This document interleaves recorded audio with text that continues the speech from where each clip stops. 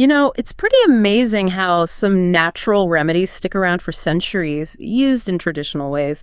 Today, we're doing a deep dive into one of those, bitter cola. Also known as Garcinia cola. Exactly. It comes from Central and Western Africa, and its traditional use goes way, way back. What's really interesting now is that science is starting to take a closer look. Right. I mean, the fact that it's been used so consistently for so long, it really suggests there might be something to it, something people observed and passed down. Yeah, that persistence is compelling. It definitely builds a case for, proper scientific investigation. And for everyone listening, especially if you like getting up to speed on things quickly and thoroughly, well, this is for you. We've looked into the scientific studies, the traditional knowledge, even some personal accounts to try and get the full picture. And just to clarify, bitter cola is a plant, yeah, right?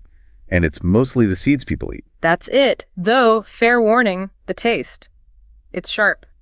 Bitter initially, but then apparently there's a little bit of sweetness that comes through. Well, that complex taste often hints at a complex mix of chemicals inside, which could be linked to its effects. Makes sense.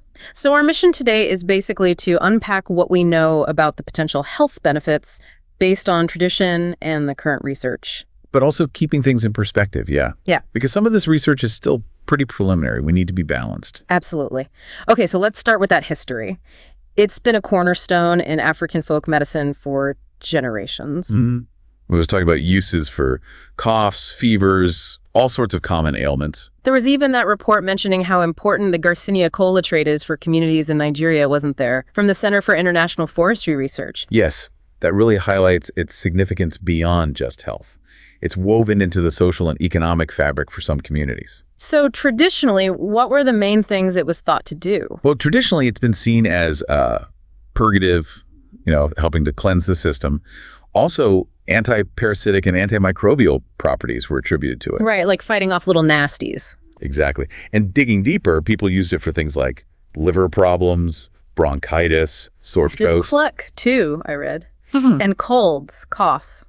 Quite the list. It really is like a little natural pharmacy in a seed, as you said earlier. And what's fascinating is how some of that is now being looked at scientifically, like that 2018 study you mentioned before. Ah, yes. That one suggested bitter cola might help the body fight off coughs and also bacterial and even viral infections. So kind of a broad spectrum effect, potentially. That's what it hints at.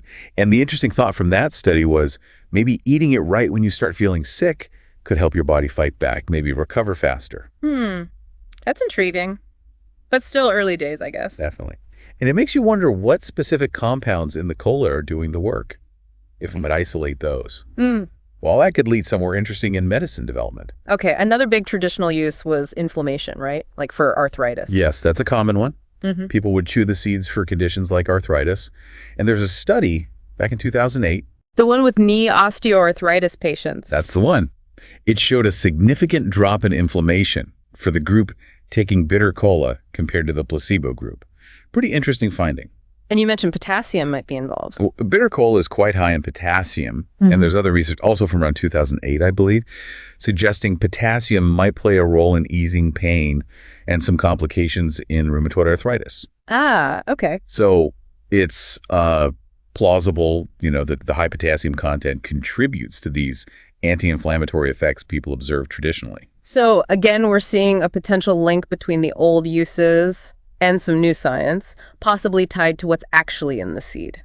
Exactly. Now, what about diabetes? That research seems even earlier stage. That's right, very early. Most of the focus there has been on a substance in bitter cola called colavirin. Colavirin, okay. Initial studies, and we need to stress in rats with type 2 diabetes, suggested this colavirin might protect against hypoglycemia, that's dangerously low blood sugar. Right, so animal studies. Yes, and it's really important to emphasize that.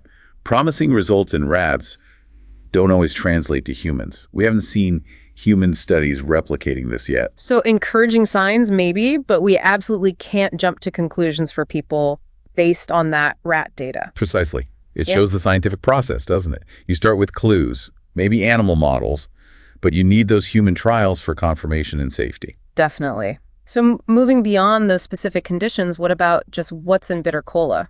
Nutritionally, there was a 2013 study, I think. Yes, that one gave us a bit of a breakdown. It contains carbohydrates, fat, and protein, as you'd expect. Okay. But also, importantly, good levels of vitamin C, calcium, iron, and potassium, which we just talked about regarding inflammation. And caffeine. And caffeine, yes. Yeah. A noticeable amount, so that's something to be aware of. It's kind of odd the sources mention the FDA classifies it similarly to essential oils. Yeah, that classification often happens with natural products that have a long history of use but haven't gone through, say, the rigorous drug approval process. And that means less official info on serving sizes and detailed nutrition labels. Exactly. It can make it a bit tricky if you're trying to be precise about intake. So how do people actually eat this stuff? You said it's bitter. Well, the traditional way is just raw, like chewing on a nut. Just raw. And yeah, the name Bitter Kola is accurate. It's definitely an acquired taste for many. I can imagine. Are there like easier ways to take it if you don't fancy chewing the raw seed? Sometimes, yeah. You might find drinks in African markets or even online sometimes that are flavored with bitter cola or contain extracts. Ah, okay. So that could be an alternative for people curious about it, but maybe put off by the taste. Potentially, yes. Now, we also looked at a source, I think it was a YouTube video, talking about men's health, hormones, sexual health, that kind of thing. Yes, that source brought up a few points. It mentioned bitter cola has antioxidants and these bioactive compounds like flavonoids. Okay, what do those do? Well, the claim was these can potentially help with male hormone balance, maybe support testosterone levels. The video also mentioned an animal study suggesting it might reduce oxidative stress. And oxidative stress is relevant to testicular health. That was the connection made, yes. Oxidative stress can damage cells, so reducing it could theoretically be beneficial. And what about blood flow? Was that mentioned? It was. The suggestion was that bitter cola might act as a vasodilator. Meaning it widens blood vessels. Correct, which could improve blood flow, and that's relevant for sexual function, obviously. Plus, there were some anecdotal reports mentioned some men feeling increased strength or stamina. And this seems really crucial. The video also said it didn't work for everyone, right? Absolute vital point. The source itself acknowledged that several men reported experiencing no effect whatsoever. So individual results can really vary. It's not a guaranteed thing. Not at all. It highlights how differently people can react to natural substances.